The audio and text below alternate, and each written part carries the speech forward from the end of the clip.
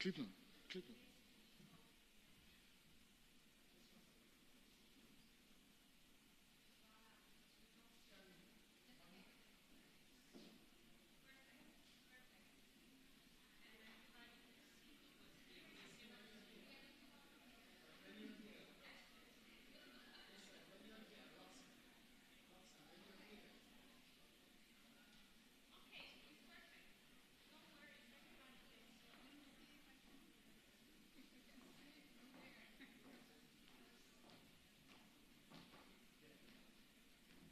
I'm sorry. Yes. Yeah. Well, if not, I'll use. If you want to turn to you, just indicate. Oh, yeah. At the time when you talk. Okay.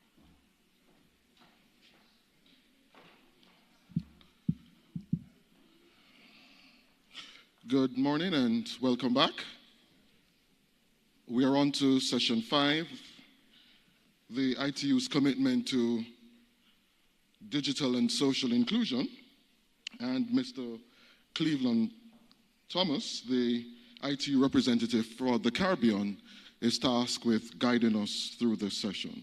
And so without further delay, let me invite Mr. Thomas to take us through session 5.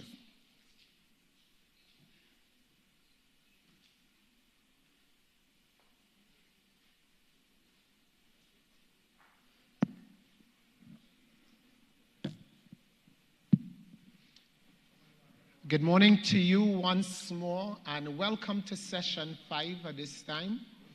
At this session, what we intend to do, from your agenda, you would notice that we do have a panel of ITU representatives, experts, ready to give a sense of what the ITU is doing to promote the digital inclusion and the experiences as far as smart cities or other areas to improve quality of the lives of people and or efficiency in any way using technology. It's what's on our agenda today.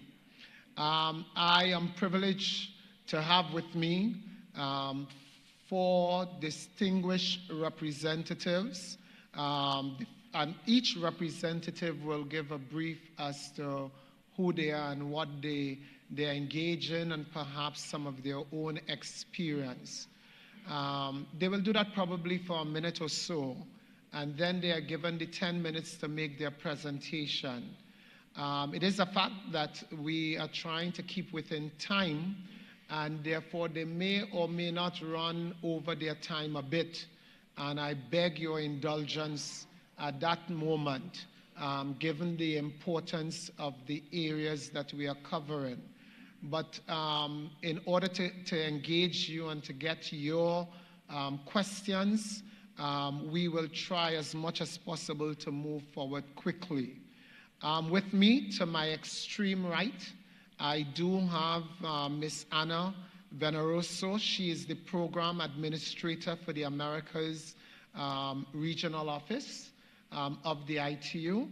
To my immediate right, I have Ms. I hope I pronounce it, Nyurka Rodriguez, of ITU Consultant in Smart City.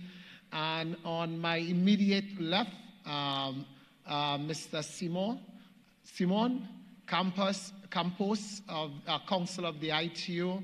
And of course, I will just say Roxana, my friend. She is the Senior Program Officer for Digital Inclusion for the Division of the ITU. Without further ado, what we will do is that in the order of the agenda, we have firstly Ms. Nyurka Rodriguez, who will in fact give her presentation. And from her presentation, we would follow by Anna, then Roxana, and then Simão. Will give their presentation. We will then take questions from there. So I invite the first presenter, please. If you can go, yes?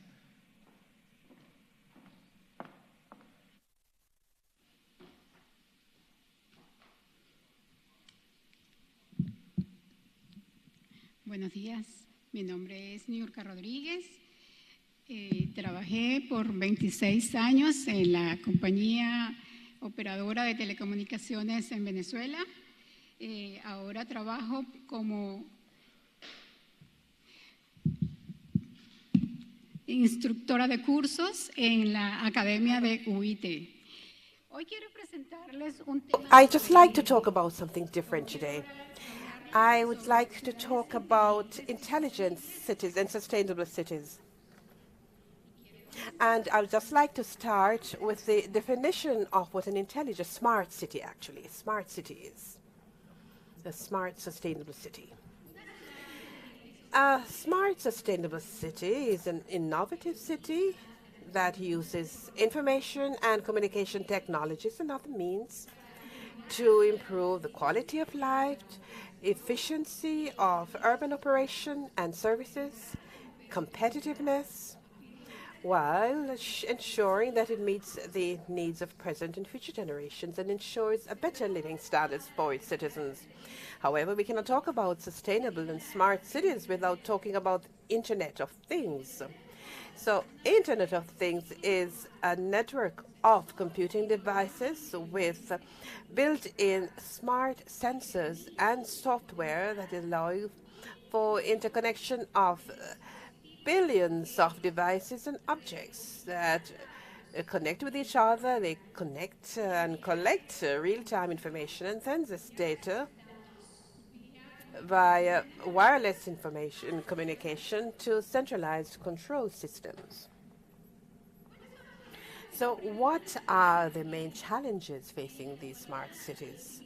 Now, 55% of the world population lives in urban areas, and it is estimated that for 2050, this figure will rise to 70%.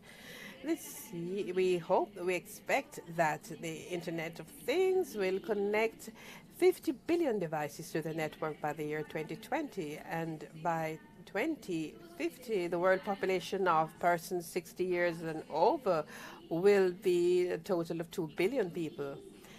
And in 2015, for example, this figure was 900 million. So we have almost 1 billion people who are faced with some type of disability, and the prevalence is higher in developing countries. So let us talk about smart citizens and IoT.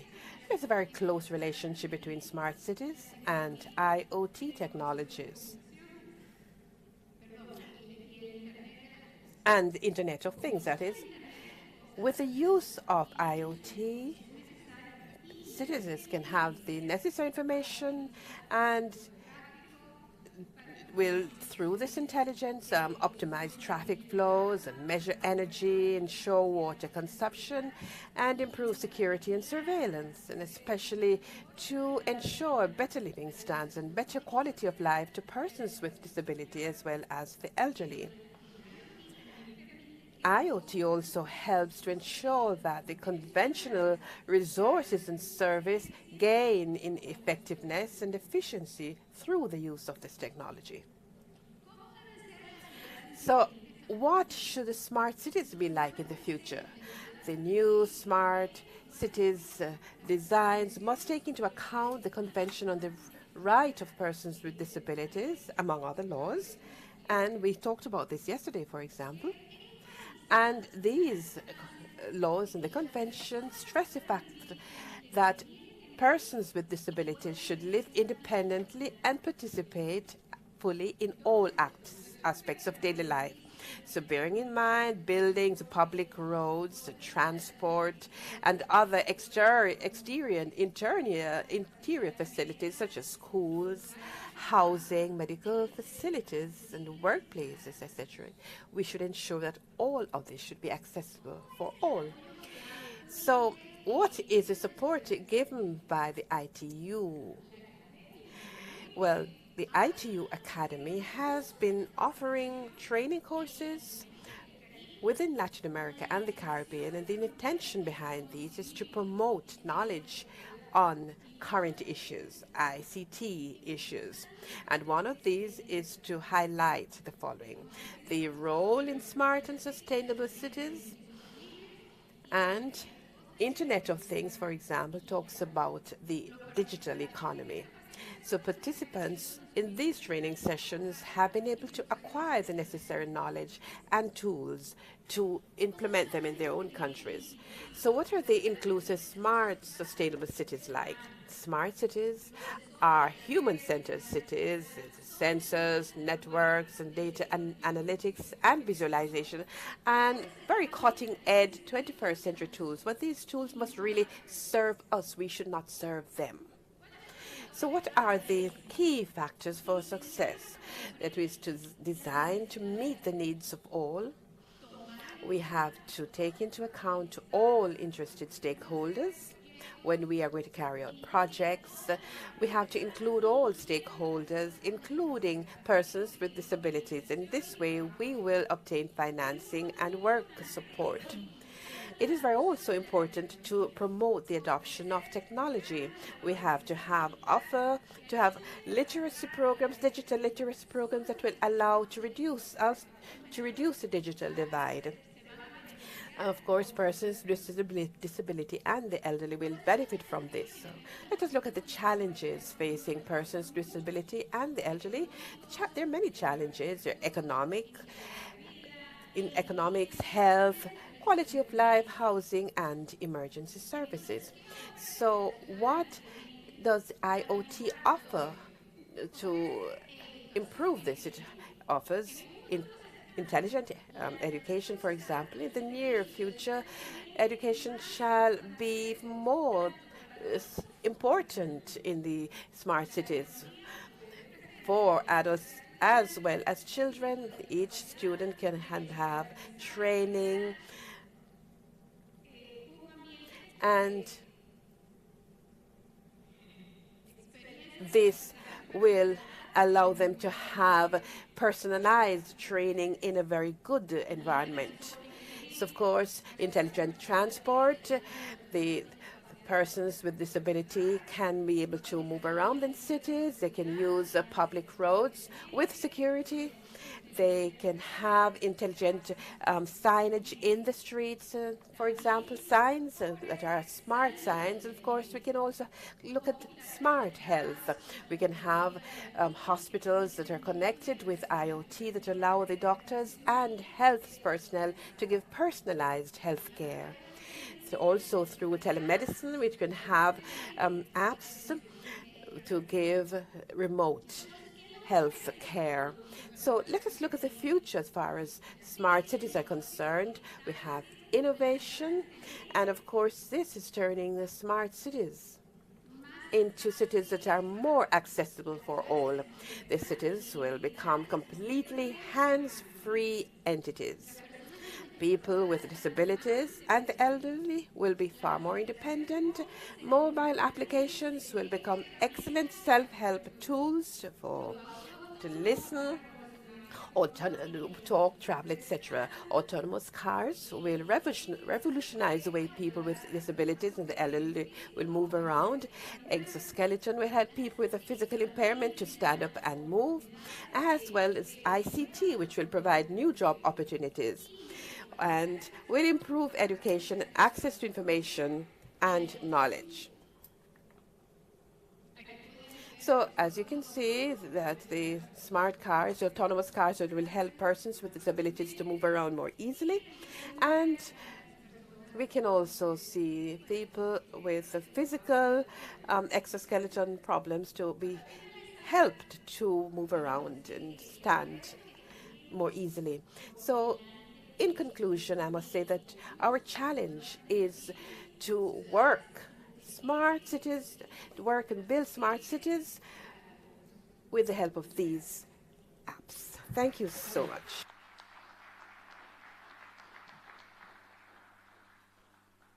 Thank you very much for your presentation. We will, as I mentioned, we will take questions for members of the panel after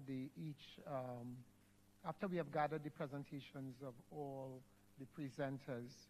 And for those who would like to get more information on Mrs. Rodriguez as to who she is, a bio, again, that information is available online. So let's invite now Ms. Anna Veneroso, Program Administrator for the Americas region, to give her presentation at this time. Can you warmly welcome her, please?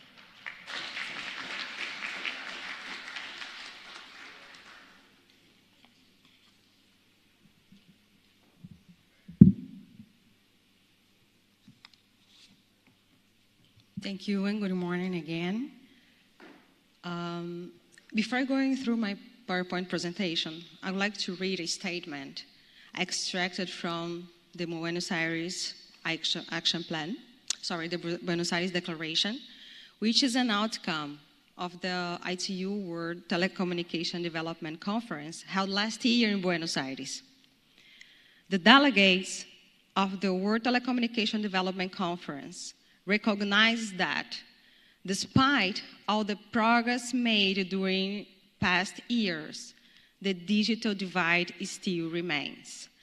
And it's compounded by disparities and inequalities in access, use, and skills between regions, between individual countries, and within countries, in particular between urban, rural, and undeserved areas, and between women and men, as well as in the availability of accessible and affordable telecommunications and ICTs. In particular, for the empowerment of women and girls, persons with disabilities, and other persons with specific needs. Having said that, and therefore, delegates declare that an inclusive information society should take into account the needs of women and girls, persons with disabilities, and other persons with specific needs, and the needs of children in the use of telecommunication and ICTs. That opportunities provided by the telecommunications and ICTs should be fully exploited with the aim of ensuring equitable access to telecommunications and ICTs, and to innovations that foster sustainable socio-economic development, poverty alleviation, job creation, gender equality, child online protection, entrepreneurship, and the promotion of digital inclusion and empowerment of all. It's based on this statement that, and the work that we should implement, that we must, as Mr. Brahimia Sanu said yesterday, that you have to work. And I would like to say that my presentation, it's an invitation for you to join ITU, and it's a call for a partnership. And I'll show you how in the Americas region, and some slides, how you can work together and how we can partner.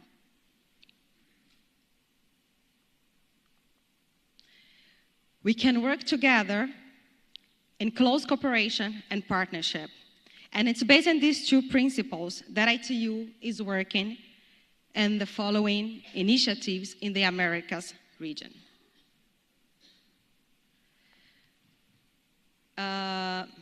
Since 2014, we are organizing the Accessible Americas event. As you could see this morning, we had a chance to be supported by Brazil, Mexico, Costa Rica, and Colombia, and now we are here in Jamaica, and I can ensure that we can go further. Sorry, it's not working.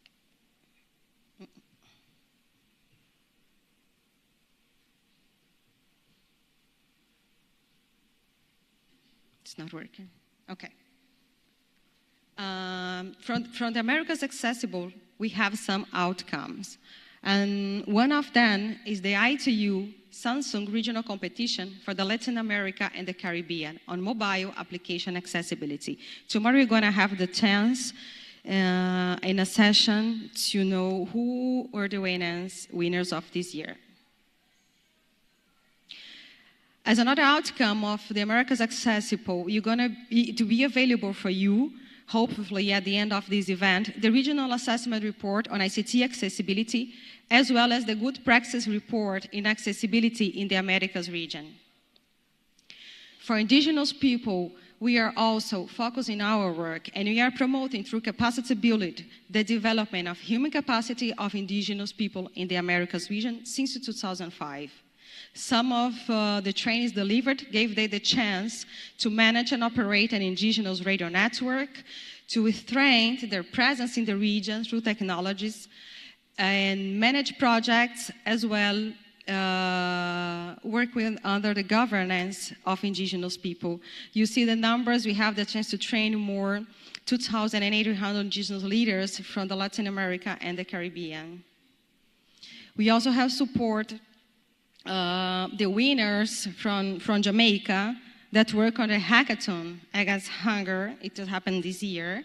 And they traveled to Geneva. They traveled to show that this region can go further. They traveled to show what they're doing. And they traveled to show that through technology, we can move forward. We also implementing activities for digital inclusion in the Americas through our international campaign, the Girls and ICTs Day. We have the chance to see yesterday some activity supported in the celebration of Girls and ICTs. This is an initiative supported by almost all ITU countries. And in the Americas region, we could say that all 35 member states supported this initiative. So why we need a Girls and ICT Day? We need that to show that that job opportunities in the ICT sector are available, that new talents are required in the ICT sector, and break the idea of a gender stereotype in technology as well. And how to get involved? All of you can get involved. All you can celebrate a Girls and ICTs Day. We can organize together competitions, career fairs, seminars with female role models, coding workshops, and open them at companies. To the date, this is the number that we have. It's a global number, and we are really proud to know that countries are really engaged within the Girls and ICTs initiative. You can also be part of it.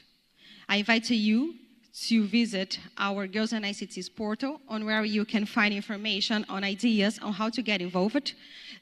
From there, you can download banners, videos, photos, toolkits, and all you need to organize your own Girls and ICTs Day within your community, your school, your organization, as well as our contact information. But why not making an everyday a Girls and ICT Day? Perhaps one day to celebrate the Girls and ICTs is not enough to have this power and make girls understand the brilliant career that they can pursue within technology. And this is why within the Americas region, we have launched this year, this activity is TICTAC. This is part of the Girls Initiative, and this is a 2-day event based on workshop in technologies plus talk session on social issues equally important for the development of the girls. It means that it's not only about technology. It means that it's not about giving them the chance to learn and develop their digital skills using technology. We need to go further. We also need to understand that they need to give the right treatment to social issues such as violence against women, healthcare, careers, self-esteem, among others. And this is what the TICTAC represents for them. And within the context, TICTAC means TIC, Information and Communication Technology, and TAC, Transformation, Access, and Knowledge, because the core of TICTAC is capacity building. This is an activity addressed to young girls from public schools, mainly. And TICTAC promotes the orange color, as you can see from the pictures, and make visible the UN call against violence and in violence against women. What they are saying about TICTAC, this is based on their assessment. They can state that almost 80% that attendees are considered that TICTAC helped them to change their idea and pursue careers in TICTAC on a very positive perspective. These are some of our partners in Brazil. I invite you to join TICTAC, and I'd like to show you a video on what it is. Thank you very much.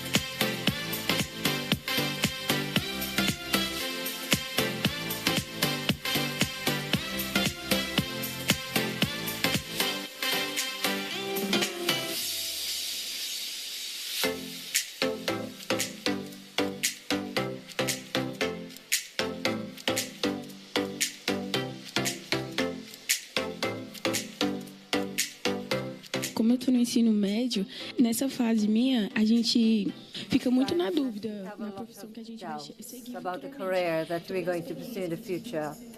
All the experiences may come to something. How can I acquire? What can I acquire for my future? The topic is aimed at focusing on women, and it opens our minds to see that technology is also a woman's thing. This event here at the school presents the great importance of showing that women are just as capable as men to interact in technology. TICTAC workshops support girls to enhance digital skills. Join ITU, International Girls in ICT Day. Expand horizons, change attitudes. So thank you again. I'd like to reiterate my invitation. I'm fully available at the regional office based in Brasilia, together with all my colleagues, to provide you support if you want to organize one of those activities. Thank you very much. Thank you very much, Anna. Right on time. I'm sure you're going to have a few questions about that project that you just spoke, TICTAC. At this time, I wish to invite my other colleague, Ms. Roxana Iliesco, Senior Program Officer for Digital Inclusion Division. Please again warmly welcome her.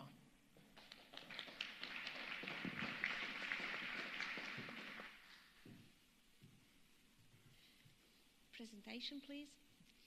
Thank you, everybody. Just to ensure you that perhaps my slides are a little bit longer with a lot of information, but I will only keep to the most important, so to the substance.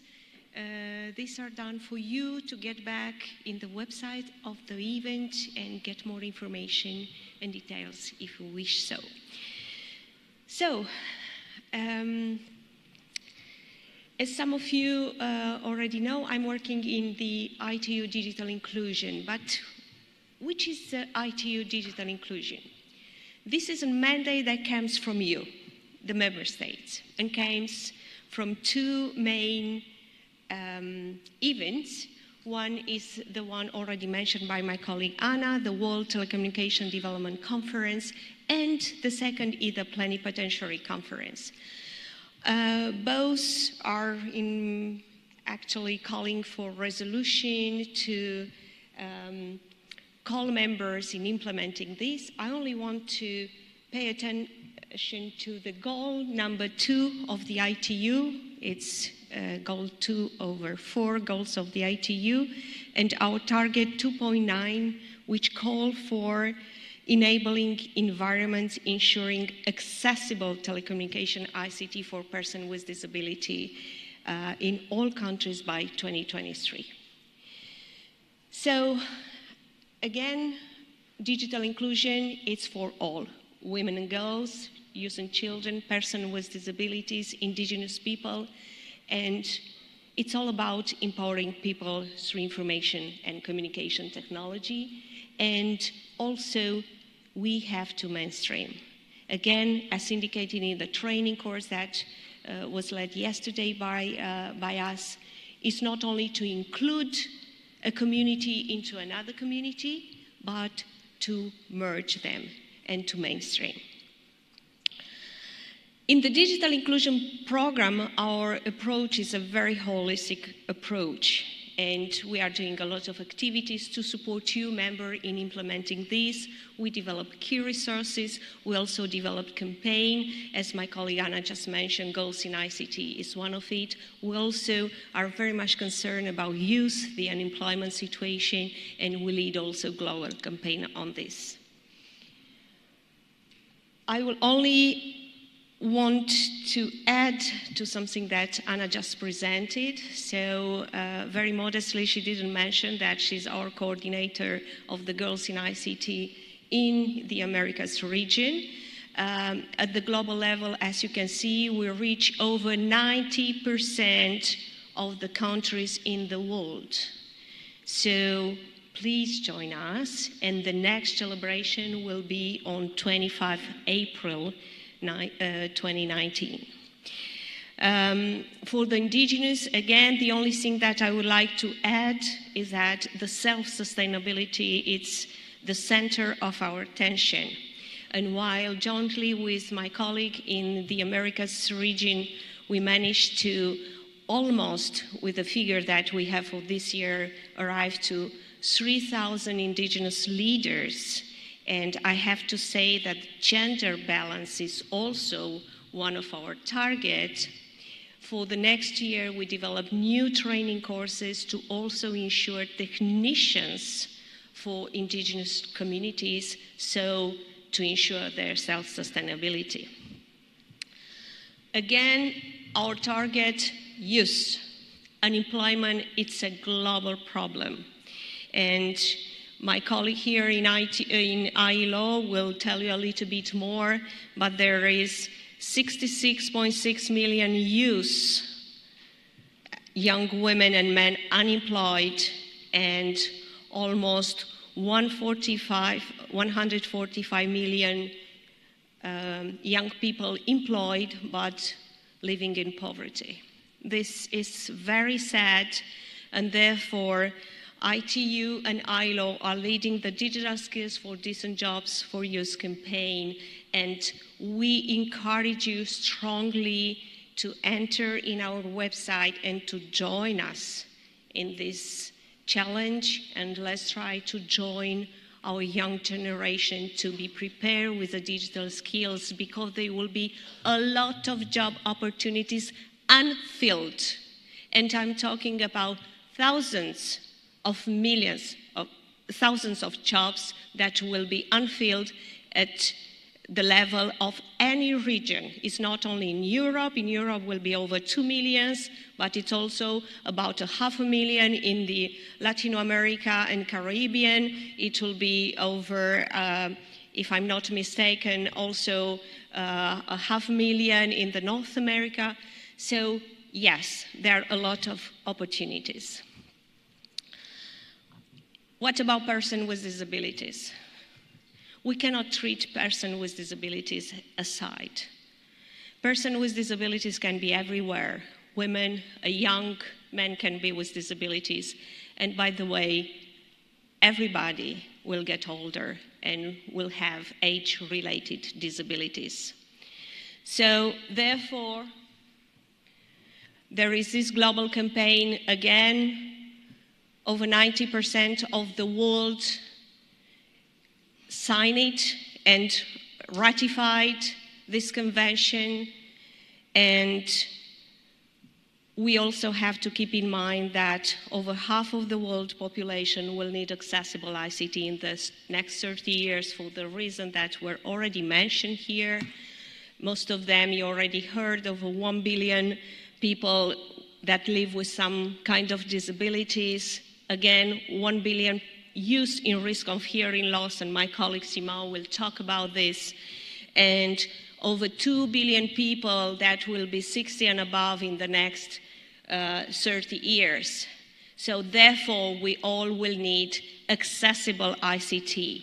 You remember this target that I put in red at the very beginning? We have to have it very clear what accessible ICT means, and to not make a confusion between connection and accessibility. They are two completely different things.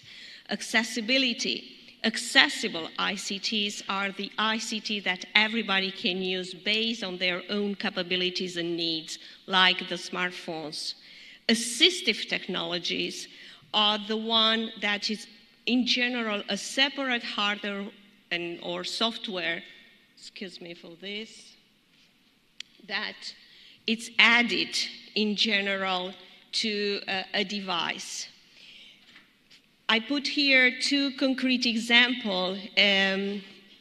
Telephone with captioning. Not everybody will use a telephone with captioning, but everybody can use, including persons with disabilities, a smartphone that can provide this captioning. Third, and the most important, affordability. Please don't forget that lack of funds, it's also a barrier. Affordability should be in the target of everyone in order to ensure that the prices will go low and everybody can have access to these technologies. Well, it's very clear that accessible ICT are good for all, are good for persons with disability, aging population, governments, private sector, academic member. So please try to do all your best to implement it. With regard to the resources that ITU are providing you to implement this, they were already mentioned. I will only go through. Study group, come please and join us in our work. We do have reports at your disposal which are very valuable guidelines.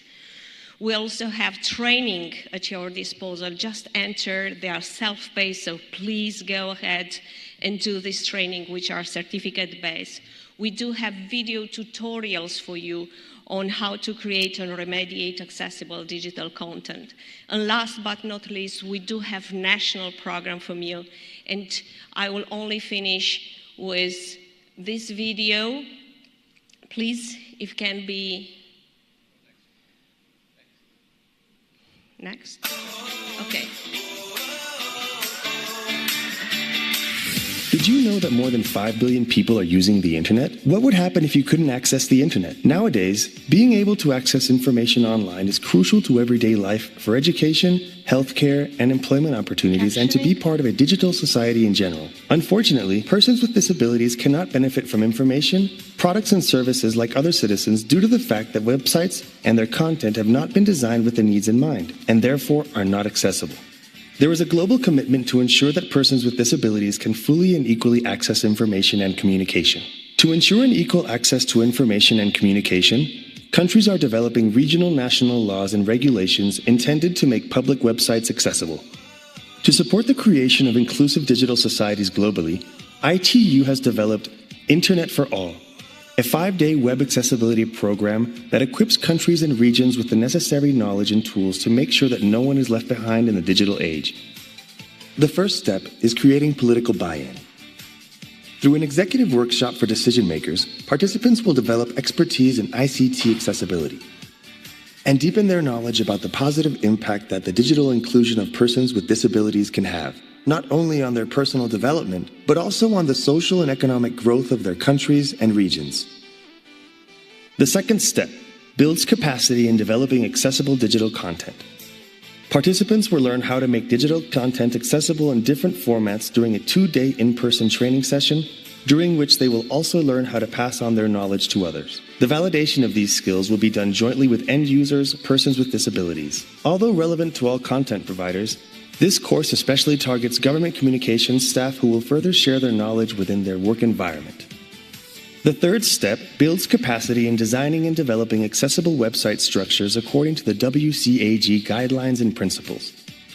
During the course, which targets government IT staff, persons with disabilities will validate the work for usability and compliance. After a 2-day in-person training, participants will continue working on the accessibility of their respective websites with ITU instructors online. The fourth step, recognizing the role that academia plays in shaping evolving societies, ITU will offer the training curriculum to participating technical universities. This empowers them to become the providers of web accessibility training, thereby building a pool of national experts who will support the public and private sectors to build websites with information and services accessible to all. The fifth step, the added value of this program is its self-sustainability and the involvement of all stakeholders in the information chain, from government and academia through to end users. Through a national certification scheme, this program not only builds knowledge on how to develop accessible websites, but will also generate a fund to train the end users on how to use these websites so they may benefit from information, products, and services like all other citizens. By empowering themselves through this program and ensuring all citizens have equal web access, governments will develop national capacities in digital accessibility according to international standards, become role models in web accessibility and inspire other countries to implement similar policies, lead by example, incentivizing the private sector to follow suit, create an inclusive society by reducing inequalities and supporting the socioeconomic development of persons with disabilities, ensure that all their citizens can equally participate in and contribute to the economic development of their country. I apologize that the video didn't have yet the captioning. We just launched this video. I assure you that you will have it with captioning in the website of the event. Last but not least, I just want to leave you some key issues to be considered for all of you when you are implementing ICT accessibility. And I will only mention that raising awareness, it's a key that perhaps is never enough to do it. Please try to do it at any level, and of course, don't forget to involve end user from the very beginning. With all this, I only want to say that everybody's work in building digital inclusion societies can make a difference. But as already mentioned to some of you yesterday in the training, only working together we can make a difference. Thank you for your attention. Thank you, Roxanne. Thank you very much for your presentation. I invite my colleague now, Mr. Campos, Counsellor within the ITU, to give his presentation, and immediately thereafter we would open the floor for your questions. I give it over to him now. Thank you, Cleveland. Thank you all for being here and giving us opportunity to present a little bit of the standardization work that we do in ITU and its relationship with inclusion. Can you have the PowerPoint presentation, please? Thank you. So here is a few points I'm going to highlight, just to mention that there is a lot of material in the presentation itself that will be available online that I will evidently not cover. Don't worry, Anna, it's 75 slides, so I'm not going to do that. Yes, 75, that's a lot. But first, I would like just to highlight, who of you know what ITU is? Do you know what ITU is? ITU is a specialized agency of the United Nations for ICTs.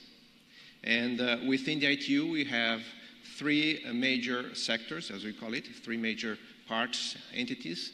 One is the radio communication sector that does a lot of the studies regarding the use of spectrum and harmonization of frequencies, satellite positions. Then we have the development sector. We had the two presentations here on the regional office for the Americas work in terms of development, and then Roxana with a more global view of what we do in this development sector. And then I come here to tell you about the standardization sector. That is the third sector. So we also have the General Secretariat that does a little bit of a glue of work across the different sectors and harmonization. But here, where is it? Okay. One thing that I want to highlight about ITU being different from other UN organizations, and that's a fundamental difference, because we work with technology, and technology is driven by the private sector, is not driven by the governments or by the civil society itself, but by the private initiative and development. This private sector is an integral member of ITU. So we have here a few logos of some of the members that participate in our work. So it's a very important concept because the standardization work is driven by the private sector. So all of the main items that we have, the technological inputs that we receive come from the private sector. And why is that so, and what's the importance of standards? The BSI, British Standards Institute, in 2015 did released a large study that they did on the strategic importance, the contribution of standardization to the UK economy, highlighting for the private sector what is in it for them that would be important. So some of the key highlights that I would like to point out are here in these 4 points. That improves their relationship with the buying part. Also, there is a kind of elite club that apply standards in their processes and their development of their products. So being part of that club is important. On the other side, also reflect, because the standards reflect what is the best practices, what's the, in terms of a compromise between the top technology and also how to implement that in a practical sense. So it is the compromise, the best practices for moving ahead with particular implementations. And with that, people participating in the standardization process, they can learn a lot, they can save time when implementing, so cuts a lot of development time. And also help them comply with regulations when it's applicable. So in particular for the health and safety sectors where regulation is very heavy. So going on to standardization work in ITU, this slide has some snippets of a few areas where we work in standardization ITU. For example, in the smart cities, IoT area, climate change, media coding, accessibility, security, infrastructure, so DSL work and all the broadband developments, the technology behind it, that allows broadband to happen are ITU standards. Internet of Things, so those are a few areas that we are working on in standards for.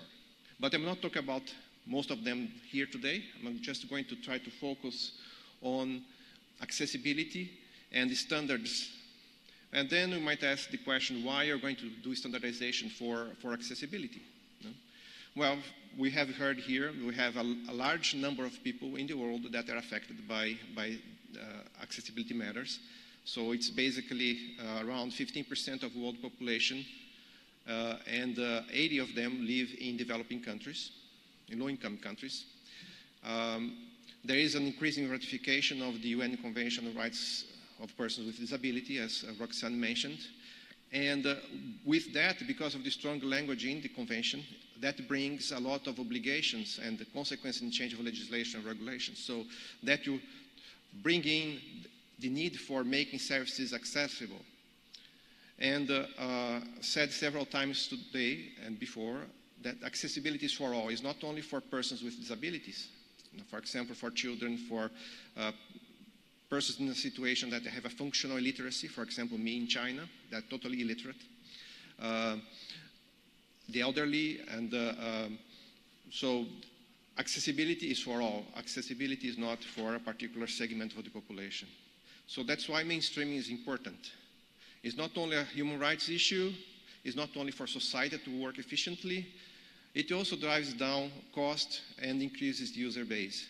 I think we had Mr. Fazio yesterday mentioning what is in the implementers for service providers, what they should be, why they should do this. Is only for liability protection? No, it's because you increase your base. So that's also an aspect. So I think with mainstreaming, all win. And then an unanswered question is how to provide ICT services in a cost-effective manner, how to make them affordable. So I believe the answers, or part of the answer is standards and always having universal design in back of your mind. So in terms of accessibility standards in ITU, we have mainly two sectors that are doing standardization. ITUD does not do standardization, they do the development and application of those standards.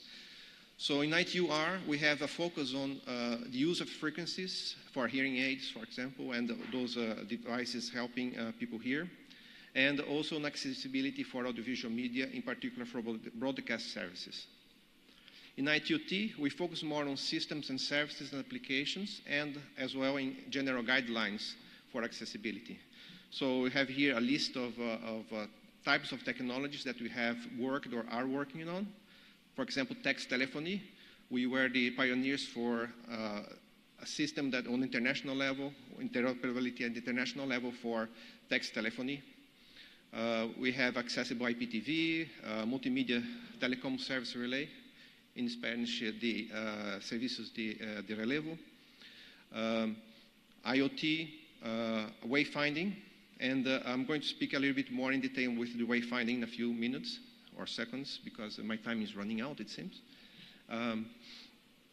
We also have some general guidelines, for example, how to run accessible meetings, accessible remote participation meetings, and guidelines for people developing standards, how to make standards accessible. And there is one area that is not exactly accessibility, but it's the bridge between a health issue and disabilities that might incur. That is the area of safe listening that we have worked successfully with the WHO. We have, I think, about 1.1 billion people that are at risk of early onset of hearing loss because they are using personal music players, like your cell phone, and listening to material too loud and too long. So we developed a specification together with WHO in order to prevent this from happening. And I'm not going to talk about that one today, but the material is in the slide. And you see the underscores there on the slide set. If you click, you jump to the slide in the part that you have more information about that. So you can download that online. All right. So what I propose is that we should try to be smarting with accessibility. So smart cities.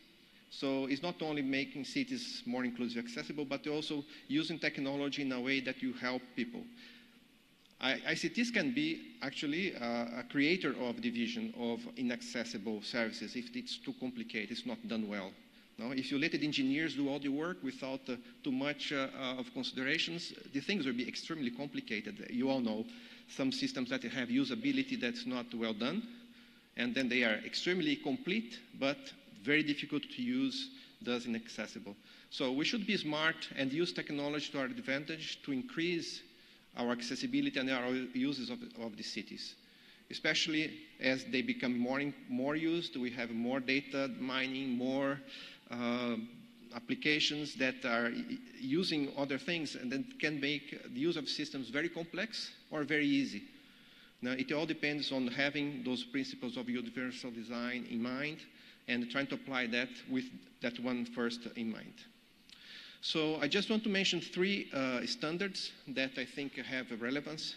One is that we produced in March about multimedia telecom services, relay services. I'm missing the word relay there, apologies for that. The servicios de relevo in Spanish, where we had the presentation yesterday about from the Caribbean area about a service that is doing this. We had this presentation this morning about the service being provided in different countries, where you have someone that is trained,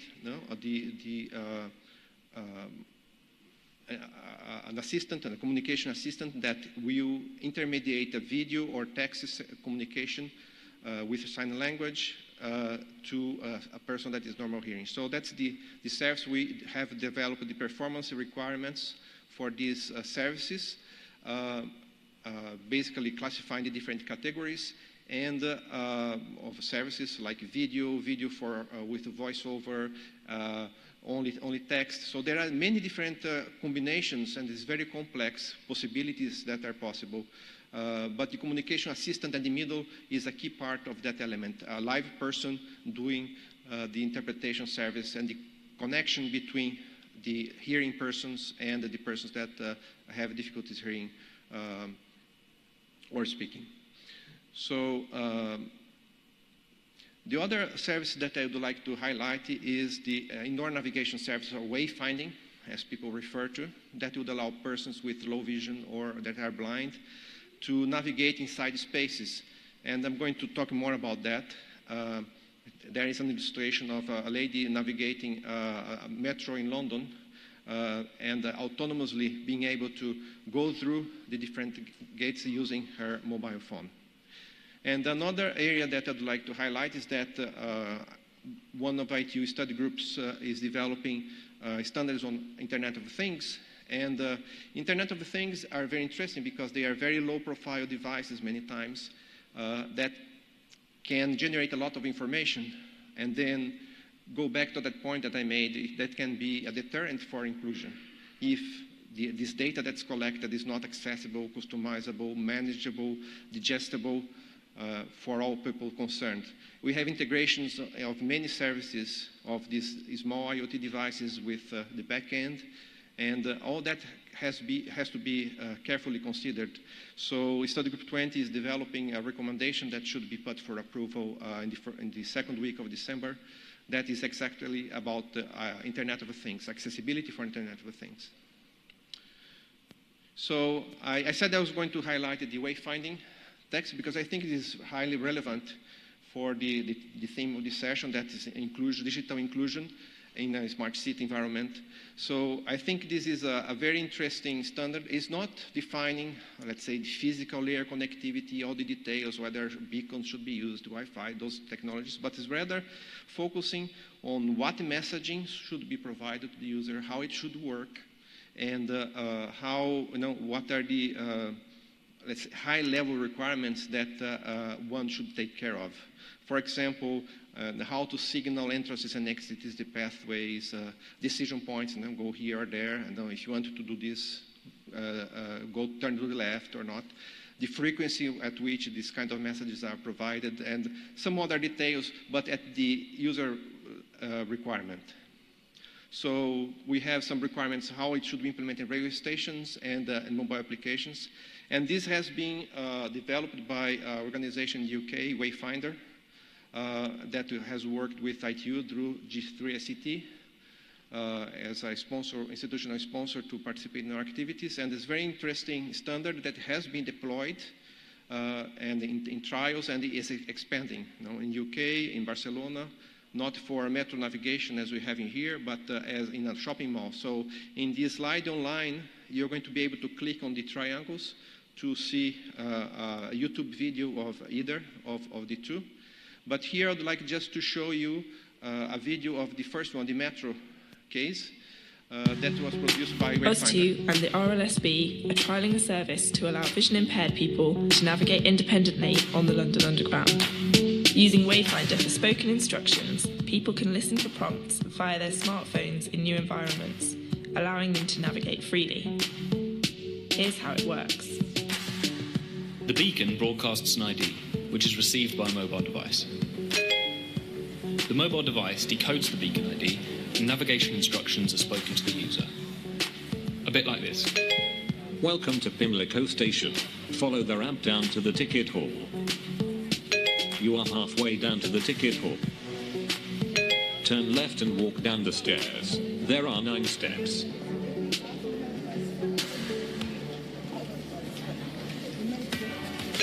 Bear right and walk forwards to the ticket barrier. You are approaching the barrier. The down escalator is straight ahead. You are approaching the end of escalator. Walk forwards to the end of the hall. Turn left for trains to Walthamstow Central. Right for trains to Brixton. You are now at the platform. So you can see here possibilities of navigation for the blind. So this person was able to independently navigate from the entrance to the platform that she wanted. But this could be also used by persons, let's say, that have some situational difficulty to locate themselves. This could be used by someone that didn't speak English if they had the application with the metadata proposed to them in their national language. There are many possibilities of using this, not only for the blind, but for anyone that could use this and have one of those functional difficulties to utilize the system. So just to mention that together with this standard, we also developed a paper to allow people to test their implementations to make sure that they are compliant with the standard. It's always a very important aspect. Now, once you define a system, you have to be able to test it if someone is going to claim that they implement the thing right. And also we developed with the ITU Academia and the Wayfinder a training course that is available online. So this provides a package that people can actually start working on this and to develop their systems. And again, this provides the high-level standard, the requirements, and then how you're going to implement that online, you depend on the local technology, the levels, that what is the technology appropriate for a particular environment. So I'm almost finishing. So just to say before, yes, it's only 2. Yes, only 2. So we don't only preach about accessibility, but we do implement accessibility, our accommodations in ITU for all our meetings, for our activities. So you see here the screens with the captioning and the remote participation aspects, and we do that in a lot of meetings, in particular for the meetings where you have accessibility. So that's a point that makes us lead within the UN system to be a lead organization there. So here's some wrap-up points that I'll not read, but just to say that we are very committed in standardization to make our services and systems accessible. And ITU is not only doing this from the technical work, but also trying to apply those standards in their own work as it is applicable. Okay, thank you.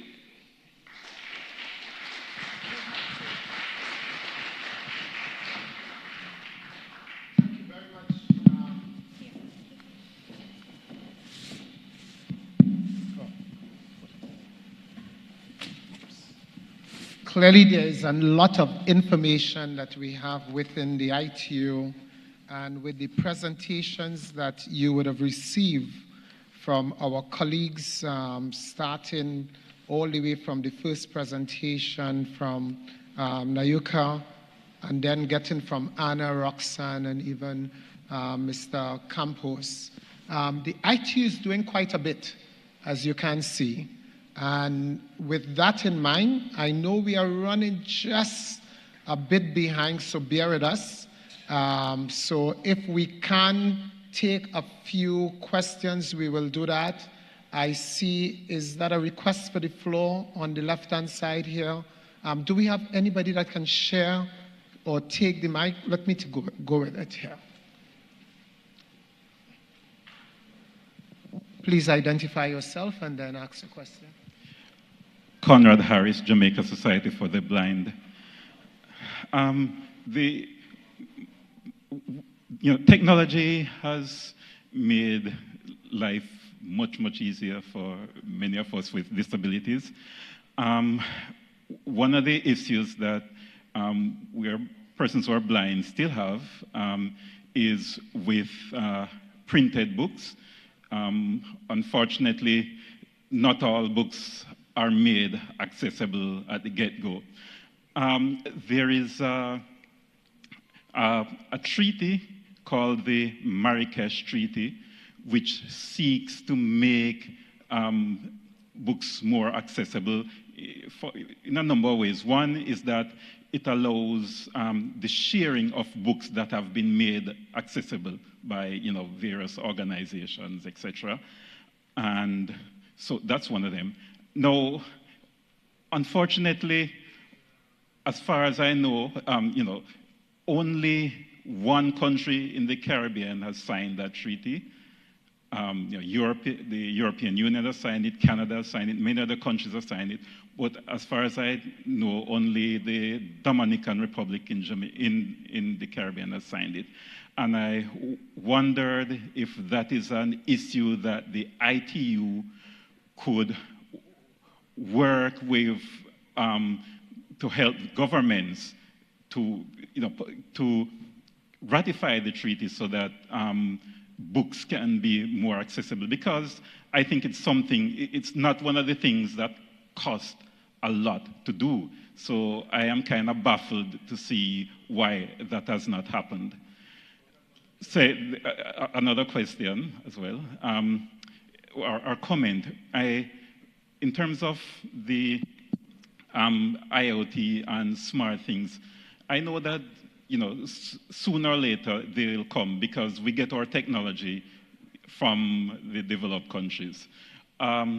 one of the things I am a little bit concerned about is how we prevent entities, especially, for example, maybe private entities, from, say, either disabling or not utilizing features because they think it's dangerous. For example, or banks, for example, many blind persons have been deprived of getting debit cards because it is thought that it is not secure to give them debit cards. I don't know what you think, whether it is less secure to carry a card or cash. I don't know which one you think. I certainly think that it is more secure to have a debit card than to have cash.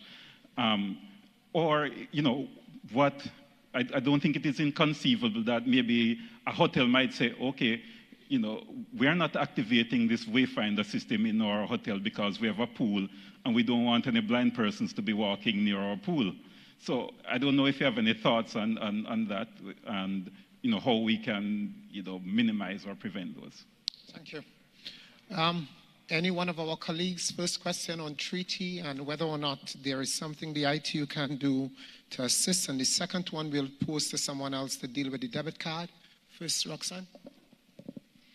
Yes, thank you. So I just want to reiterate that ITU is working with all ITU members and try to encourage them in implementing this in their countries.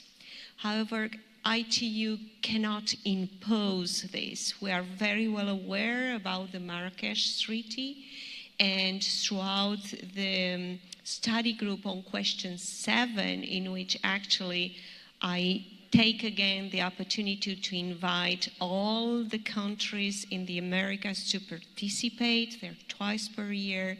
And within these study group meetings in which members get together, we try to build this political buy-in. It's very important, but once again, this should be a common effort from inside the country and of course also from our side as a UN agency. But perhaps even at your level as an end user, you can try to encourage the country to do some efforts in this and to recognize your rights in having access to all this educational information. Thank you. Yeah, thank you for the questions. I think just complementing one aspect of what Roxana said is there are many standards for EPUB and for accessible books and so on. So it's not a technology problem. It is policy decision and discussion. So I think it's important to have the communities engaged and advocating for that. On the other side of the question, I don't know exactly how to answer that, but I think it's similar because technologies are being developed to allow things to happen. And then whether they allow or not, it is an issue of implementation. So it is maybe some of the restrictions that we see or decisions taken of not allowing or deprecating blind people from using debit cards might be a liability issue for them. They see that, well, I don't want to have the liability. So we have to work on the other side of the equation, how much more they would have to gain by allowing this, the credit card operators and so on, how much they can gain. So I think it's again advocacy and awareness building and working on this other aspect of making the private sector see the advantages, similar to the wayfinding. We are going to have the technology and the specifications all available, and then why not allow people to navigate within the buildings? Again, it's an issue of advocacy, I think, in the engagement of the user groups to make pressure, maybe through governments. And also goes back, I think, to Bruno's question this morning, do you need the regulations and so on, why you need the regulations? So that's an area where people can work to try to leverage that. And again, because it's not a technology issue in both cases. Thank you. It's not the technology issue that's the message, it's a policy issue. Sometimes it has to do with the economics. Sometimes it has a lot to do with individual, either having your lobbying or pressure groups to help change some of these things. We do have a couple more minutes for 1 or 2 questions. We will take 2 more questions on the floor. I see one request on the right. We'll take that question. And I noticed not much requests for the floor, but I just got a message here indicating that if somebody asks a question that is extremely hard that none of the panelists can answer, together with they asking you one question each, and if you are able to answer that, then you and a family of 10 will spend a weekend here at the Hyatt Ziva. So let's go with you first and see what happens. Thank you. I noticed, and this question is to no one in particular. I don't know if I qualify for the family of 10. I'd have to get more family members. But I noticed in at least 2 presentations that mention was made of ITU's readiness to partner with, I guess, private sector persons. So if I'm wrong, you can correct that. But also, I saw a board with a number of private sector brand names with whom you are currently doing work. Recognizing that the ITU traditionally works through government structures and their sovereignty issues and legal issues, I would like to know, in this age of inclusiveness and accessibility and the use of ICTs to make things a little easier for you to work in different ways, I'd like to know how a private sector entity could establish and maintain direct working relations with the ITU. And because I see some policymakers nodding their heads, I just want to make the point that it is not always easy for governments in their traditional and sometimes transient structures, because in a democracy there is always an election coming up and people change. It's not always easy for there to be continuity in making some of the ITU-based initiatives transcend one administration to another. And so as a member of the private sector, I would like to know if there are ways and means that one could have some level of access to the ITU resources. Anyone in particular wishes to answer just quickly? Yeah? If I can take Yes. this one. So definitely, as already mentioned, ITU is a multi-stakeholder partnership organization. We have 193 member states, but we also have over 800 private sector, industry, and academic members. So that means the only thing that you have to do is to apply to become an ITU member. More than this, through this capacity, you can attend this study group's meeting for a specific subject, in this case ICT accessibility, and directly interfere and work with all members, so all countries in the world, and first see exactly the best practices all around the world, and perhaps then also work directly with your member states. So definitely this is possible. You just have to apply in the ITU website, membership. You just apply to become a member. Thank you. You wanted to say something? Sí, en algunas oportunidades en los temas de ciudades inteligentes, las iniciativas vienen del sector privado o vienen de organizaciones de personas que han evaluado las necesidades que tienen.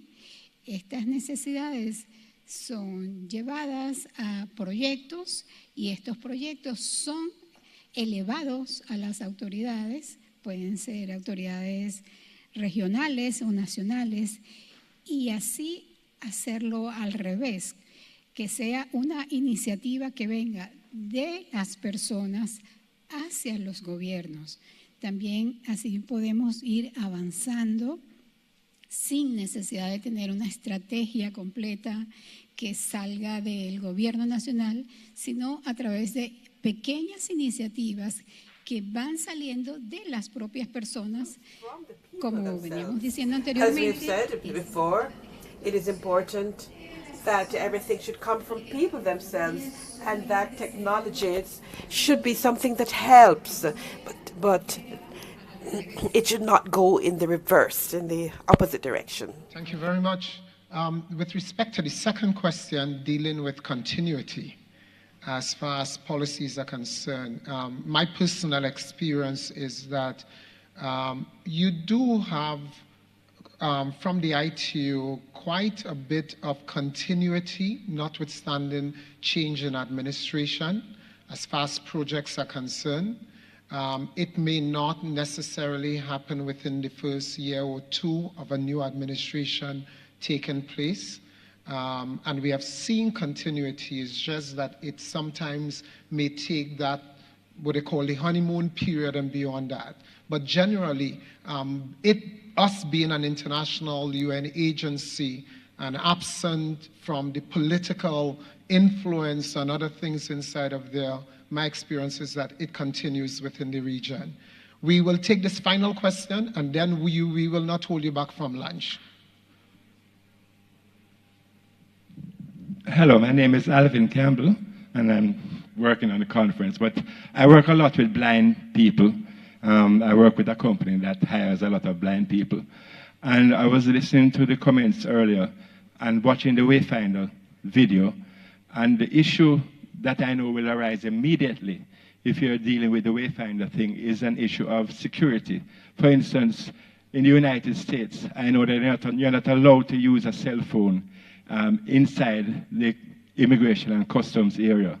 So even if we had the Wayfinder system set up there, it would take probably an act of government to allow those persons who need accessibility to use the system. Otherwise, the immigration officers are going to tell you that that phone cannot be used inside there, and therefore the system would not be active. Again, it's not a technology challenge. The challenge is substantially one of policy. It's not only in the US, right within the Caribbean region, we have had similar situations where they have said no. Do you insist to take this question, sir? Is somebody wanting the floor? Sorry? Oh, you wish to ask a question? All right. I did say the last one. No more after this, please. All right. Good day, everyone. The question is, before deciding to revamp the infrastructure across the different countries and expending resources towards steps of expanding the environment to be more inclusive and accessible to persons with disabilities and those who are going to be eventually getting there, what I've not heard yet is what measure or what method is put in place to measure the number of persons or what percentage of your different countries or communities require this kind of service, or that we need to pay attention to in terms of identifying this group of persons within the different communities. That's what method is it? All right, so the question as to what methods are put in place in order to measure the kind of technology that would be needed given the different challenges and the size of the group. Any immediate response to that? Do you understand the question?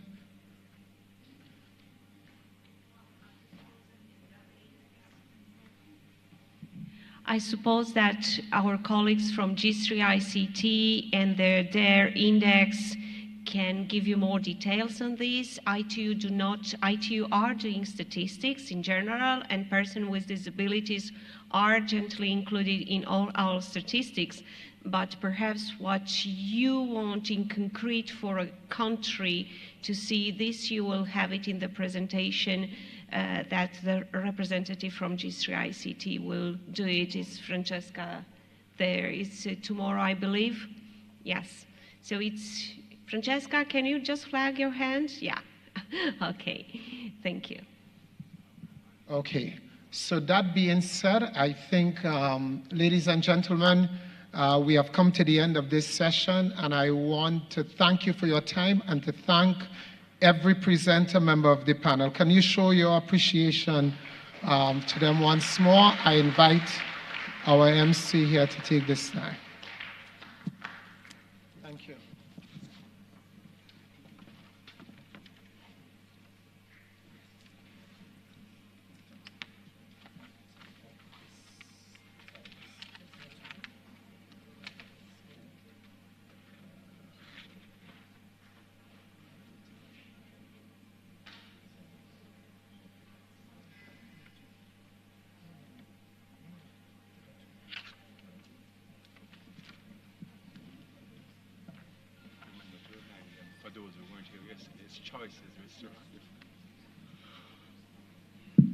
Okay, this takes us to the end of the first half of the day's proceedings. And indeed, it has been a very informative morning. So we are on to lunch, which is by choices. For those who weren't here yesterday, we go down the stairs and then we go to the right. And we are returning at 2 p.m. for the second half of the day's activities. Thank you very much.